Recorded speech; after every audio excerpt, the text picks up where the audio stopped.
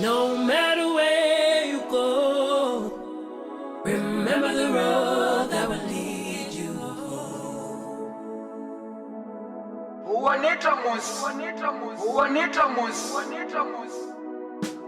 No matter where you go, remember the road that will lead you home. Parenting is a process that prepares your child for independence.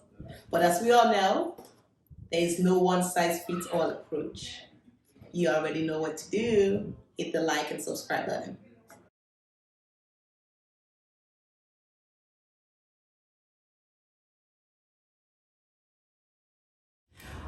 Welcome to Let's Get Real with Haja.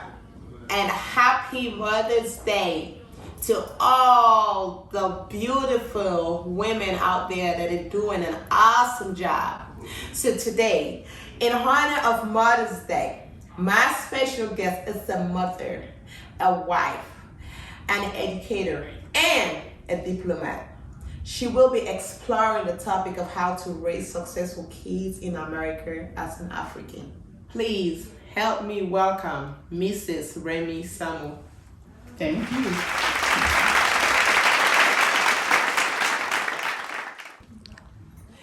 Mrs. Remy, thank you so much for being here. Before we dive in, could you please provide us with a brief background of where you're from, your career, and what it was like growing up?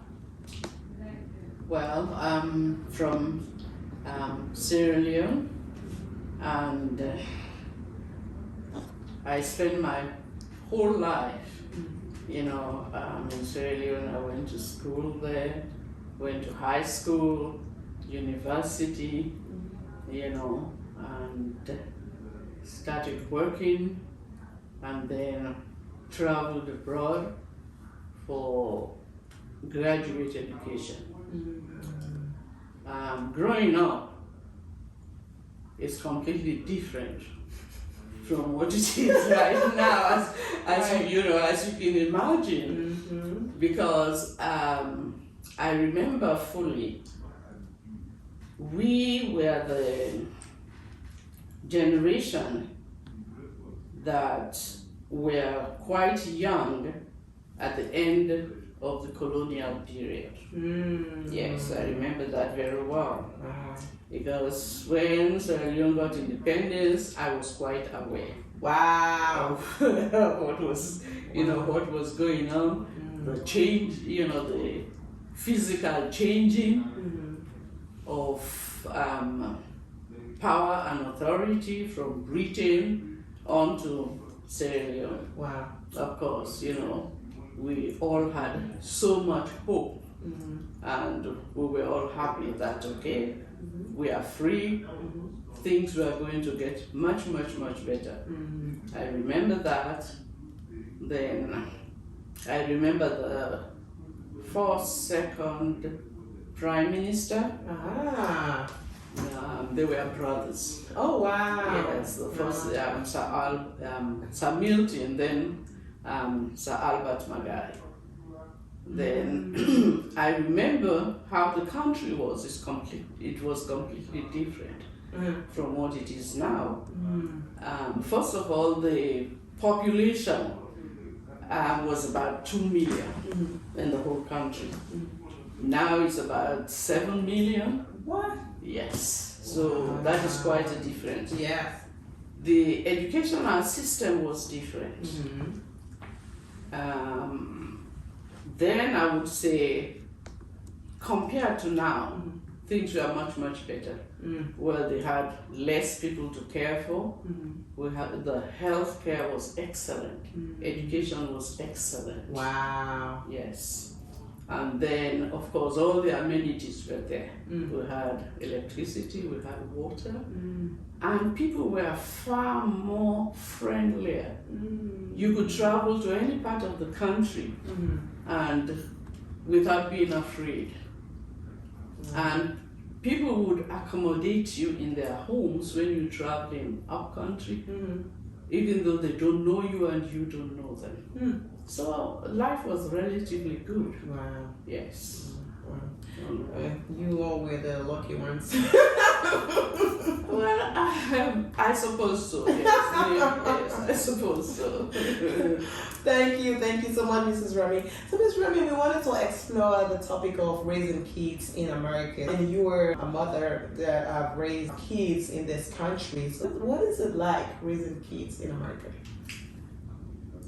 Well, we have to realize that coming from a different culture and raising kids in another culture, you know, is not very easy. There are a lot of things we have to take into consideration. We have to watch our kids more, you know, and then at the same time, we have to make sure they do not completely lose their culture, their values, even their language. And how have you been able to do that? Okay. So, well, let's come to the topic of raising kids. Okay. I think that starts right from the beginning, when the child is born. Okay, the child has needs. At that stage, well, the physical needs, the emotional needs, you know, are met.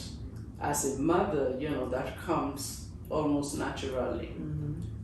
And then after that, the cognitive needs of the child. That is, what do they need to know growing up, and how do you come in to help that child? Because as a baby, you know, it's easy. Right. But from the age of about 2, 3, when the child starts talking, you want to make sure you are there with that child, Right. you know, to make sure that they understand the environment they are in. Because for one, if you look at it, many of us in the home, these children encounter a different culture. Then they go to school. Then they go into the environment. So we have to consider that it must, in a way, it must be confusing for them. So as long as the mother has that in mind, that okay, you know, this child is like a dichotomy between the two, and there are certain habits, you know, you always have to watch for. One thing, there has to be a lot of structure in a child's life.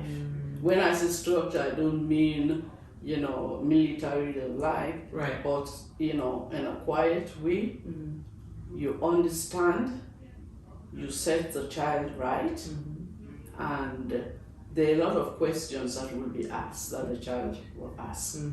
So we have to be patient, you know, because we know it's not easy. And then when they start going to school, that is a very important point. The child is coming from a culture in the house, and then he goes to school. It must be a bit confusing, you know, for them. So we have to show a lot of love, a lot of understanding. And the important thing is, you always want to know what that child is doing in school.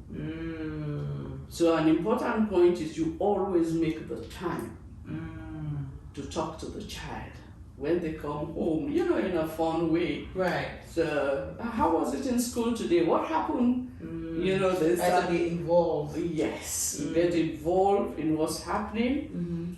And then if there is something you think is going wrong, don't hesitate to go to the school to find out what's going on. And then when there is a parent-teacher meeting, if any activity is going on in the school, because you two come from a different culture. Right. So you two want to be au fait with what's going on and to understand what this child is going through. Right.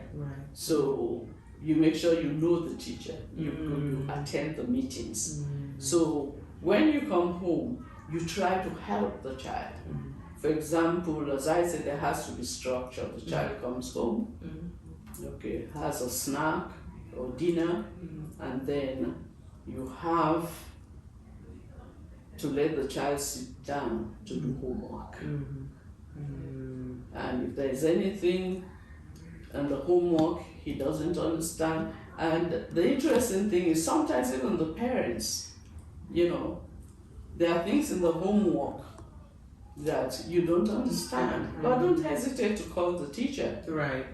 And then during that period, the child is socializing with other kids you know nothing about. So that is another factor you have to be very much aware of. Listen to the language the child is using. Is it acceptable? Has he picked up something that he shouldn't, be talking about? Yeah. So as a mother, you have to be alert. Very attentive. Yes, very attentive, to what they're doing. And then, of course, you need to know who their friends are. Yeah. Very important. Oh, it's very important. Yes. And then, well, by the time, they get to high school, it's a different factor altogether, but all the same. Wow. An important thing is, if you bond with your child right from the beginning, even in high school, have discussions with them, know what's going on, encourage them, talk about the subjects they're doing in school, what they are learning, what their likes and dislikes are. And as long as you have bonded, you're always talking with your child, that should be okay. That should be okay. Thank you. So, what are some of the differences of raising kids in America compared to Africa that you've experienced? All right. In Africa, raising kids, for one thing, the child has more freedom. Because, it takes a village to raise a child. So everybody's eyes on your child. Even when you're not there, they watch out for you. Right? And if the child is doing something he's not supposed to be doing, anybody passing, a neighbor, can correct the child. And if it's serious enough, they come and meet you, the mother, and say, listen, this is what I observed. Wow. So it's not just you raising that child. So it actually takes a village. It does take a village, yes, apart from the parents. Apart from the parent, the whole village is watching. So it's easier over there. And then, you can leave the child and say, okay, let me just go and do some shopping and come back. There's always somebody who will watch it. But this is a different culture. It's not as open as the culture we are used to. So it's more restrictive. So it's time consuming more than it is over there. Yes, because you have to spend much more time, with your child. So instead of the whole village watching and correcting him, this time it's just you and the father. And that would be difficult. Oh, yes. Well, yes. It's, the society is more restrictive, so everything. Especially if you have to work, your husband have to work. It becomes a situation you can't be as much, even though you want to be involved, but you can't give it your 100%. Okay, but that, that's another factor. Well, for me personally, I know it's not possible for everybody.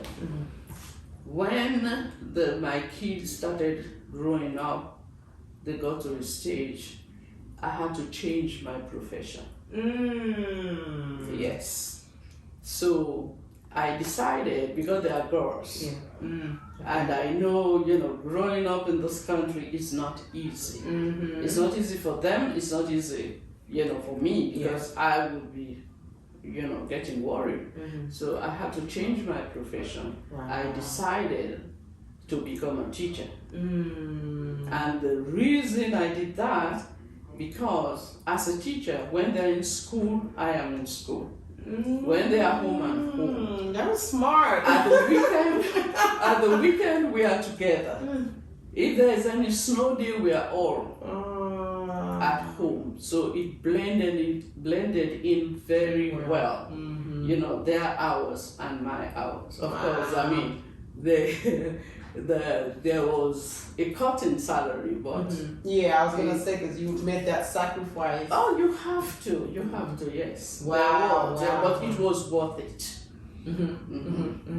So, what challenges have you experienced, and how did you overcome those challenges? Well, the first challenge I would say is in the schools. You know, you come from a country where all of you are the same color. Right, so there's no discrimination or anything. Yeah. In fact, if anything at all, you know, your child did something really wrong, the teacher may even call you or come home to tell you. But this is a multicultural society, and the colors are not treated evenly. Right. They are not treated fairly. So that was one, you know, of the challenges I have.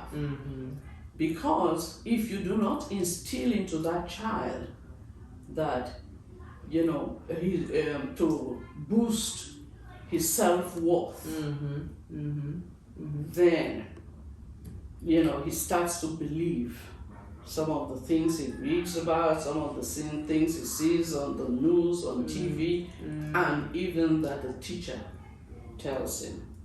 So what I do, you know, if there's any really racist remark, I go to the school. Wow. I'm not aggressive about it. The way I do it, when there's a parent-teacher meeting, that's when You bring it up. I bring it up. I say, okay, this came to my notice, and you know, I'm not happy about it, and I hope there's going to be changes because this is affecting the children. Right. You know, emotionally, it's affecting their self-worth. So that was about the biggest challenge. Yes, for your children to know that, you know, they're as worthy as anybody else. Yeah, so, and you have to advocate for them. Oh yes, all the time you have to. Okay. You know, you do it in a subtle way. You do it openly but not aggressively. Yes, Right, that's the key word. And as long as they know that you are watching, you know, you are not happy with what's going on, you know, then they too are going to be careful. But if you don't go to the school or say anything about it, it continues. Sure. And this is really what makes some of these kids, you know, believe they are not, you know, they're not as worthy.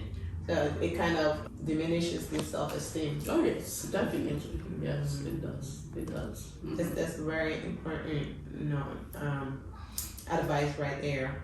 Because I know a lot of times we tend to overlook this type of thing, thinking that okay, the country is racist and so you know, but you have to do your own part as well. Oh no, you can't leave it at that. Because the thing is, it continues. And once it starts, it goes on. But when they know that there is a parent, you know, who is always, you know, watching what's going on and, you know, is vocal about it, it mitigates the situation. That's correct. That's great. Are there any other challenges that you face? Yes. You know, when they're getting into the teen years. Yes, I know. But as I say, been there, done that.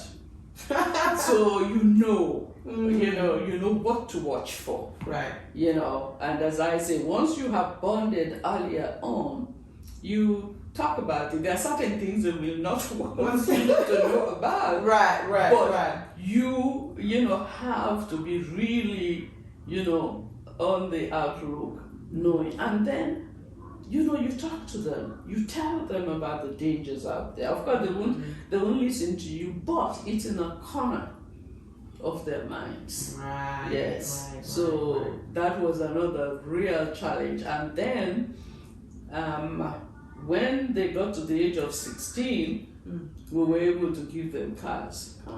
But that gave me sleepless nights. Constantly worrying where they're at. Where they are. But the good thing is, if you have really instilled discipline into them, you know that even though, okay, they may be going out with their friends, but we too grew up that way. You hear your mother's voice, her small voice in your head, and you say, maybe I shouldn't be going there. Yes. Of course. Yes. Of course. Mm-hmm. Okay. So grooming kids starts Oh, from the very yes. beginning. You have Oh, to instill yes. these values You in have them. to. And so when they grow, Values, yes, values and structure. Structure is another thing. very important. This is very important because you start instilling structure in them from about the age of 5, 6.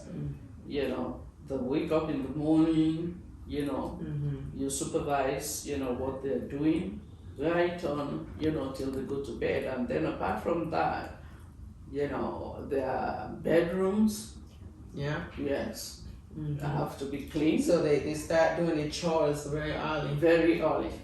Well, with me, I started with them about 8. Wow. Just minor things. Like when, you finish eating on the table, you clear your plate, put it in the sink, you wipe the table. Little things like that. And then from there, as they grow older, you improve it. Yes. But it is very important for them, especially with girls, well, boys too, for them to do chores. Right. Yes, they can't expect mom to be doing everything. Right. For them. Yes. Yeah. So how do you define success, as in having a successful kid, or looking back and saying, okay, this person is successful? What's your definition Okay. of successful? Successful if that kid is happy. It doesn't mean he has to have a profession, way up there, being a doctor or something. I know some parents are obsessed with all that. But first of all, you have to notice what skills does your child have. Right. Yes. You have to notice what ability, what gifts, what does that child love to do? Because let's face it, in life, happiness is more important. Yes. You can go into a job that pays you $1 million, but if you are not happy, you don't enjoy it. No, you do not enjoy it at all. So you, as usual, have to work with that child to see, okay, what are the gifts that this child has? How far can she go, or how far can he go? And then you start to encourage them. But I never push any one of them to say, oh, I think this is what you have to do. You help them, to choose. So you guide them, basically. Oh, you have to, yes. All the time you have to guide them. Especially when it comes, to choosing a career. You have to work with the school, to see, okay, what is plausible, what is available out there, what does he like, what are his skills.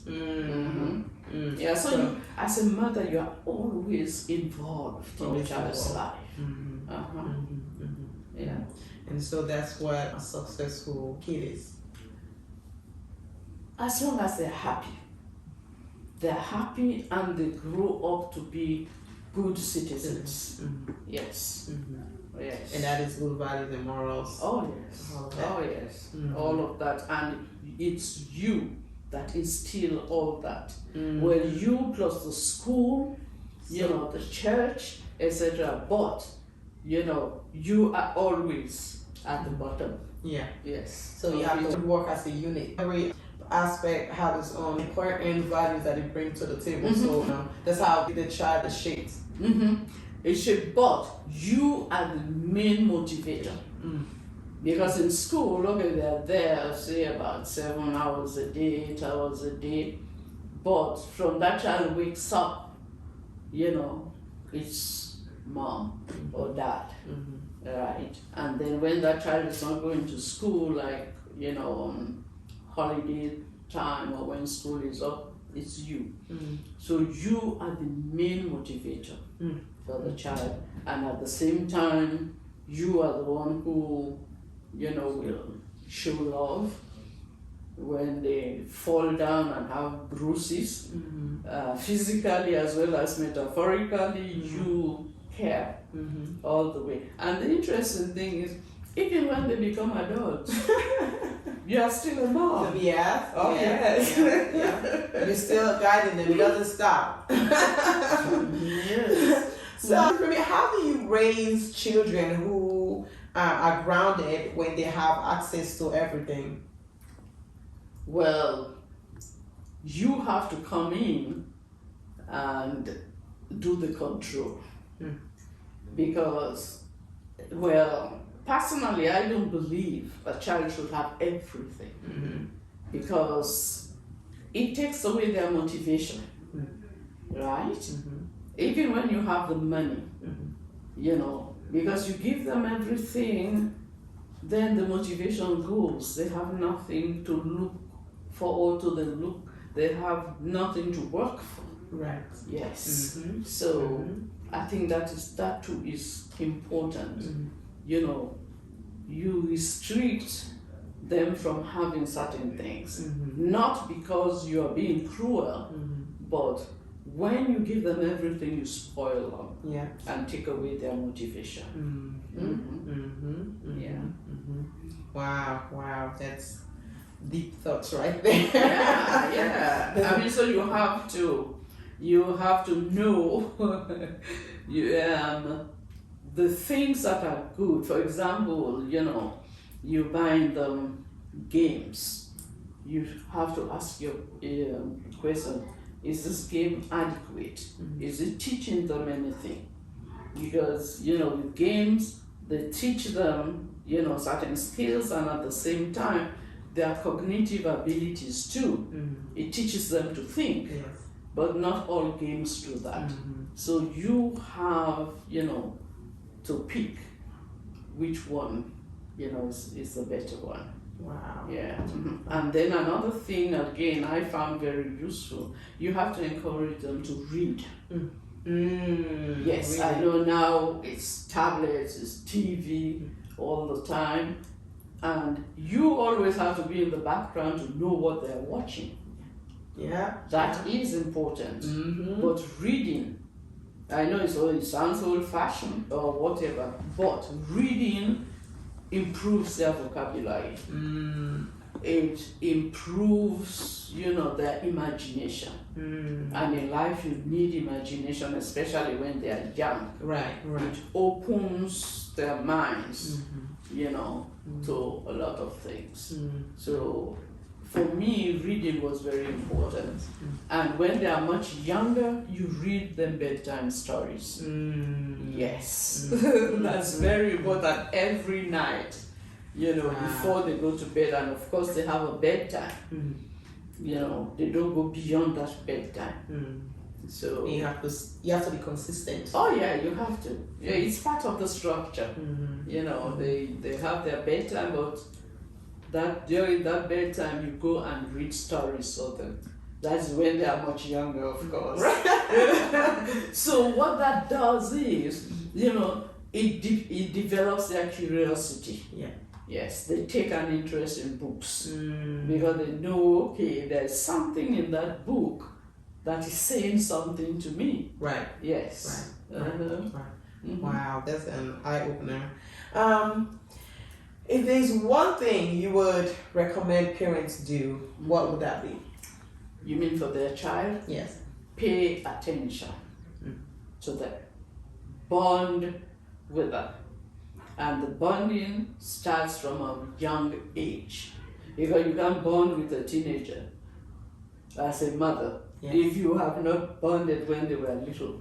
Because when you bond with them, then they can come to you, you know, and discuss things or tell you. Yeah. Yes. And they won't go out there, you know, to their friends or others who may. Because they develop that trust in you. Oh, yes. Oh, yes. Well, that's bonding. Yes. That's true. It's very important. It's Yes, very, it very important. Wow. Anything else? Well, another thing, okay, I can say again, you are friends with your children, but you are always a mom. Always draw the line. Always make that distinction. You know that you are their mother. You are their friend, yes, but you are the mother. So when it comes to the crux of the matter, you are in charge. Yes. So don't lose yourself being a friend. No, don't be chummy, you know, friendly friend. No. Yeah. Thank you so much, Mrs. Remy. We have thank you for a little having me. gift here for you in honor of Mother's Day.